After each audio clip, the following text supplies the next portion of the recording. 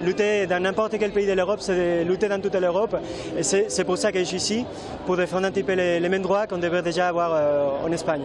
Cet étudiant espagnol fait partie du millier de personnes à avoir défilé dans les rues de Toulouse cet après-midi contre les politiques d'austérité européennes. Des manifestants qui craignent de rejoindre le cortège des pays fortement impactés par la crise. On sait que la catastrophe est sûre, on a des doutes sur le calendrier, c'est à peu près tout.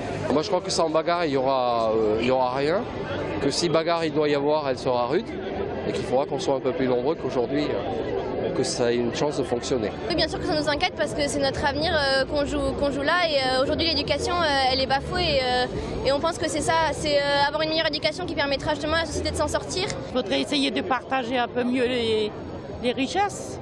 C'est-à-dire qu'à la place de toujours ponctionner les pauvres, il faudrait commencer par ponctionner les riches. Pour les syndicats, il est temps de voter une loi contre les licenciements boursiers et de remettre la valeur travail au centre des préoccupations. Aujourd'hui, le problème que l'on a en France, ce n'est pas le coût du travail, c'est le coût de la rémunération du capital. Depuis les années 80, on s'aperçoit que la question des salaires dans les résultats des entreprises finalement est de plus en plus basse et que les dividendes sont de plus en plus hautes. Aujourd'hui, il faut inverser le processus, reconnaître le travail, créer des emplois, reconnaître les qualifications et puis tant pis pour les dividendes. En France, le nombre de chômeurs a désormais atteint la barre des 3 millions. Les déclarations du président de la République, qui a souligné hier après-midi que la courbe du chômage risquait de ne pas être inversée d'ici à 1 an, est une source d'inquiétude supplémentaire pour ces manifestants.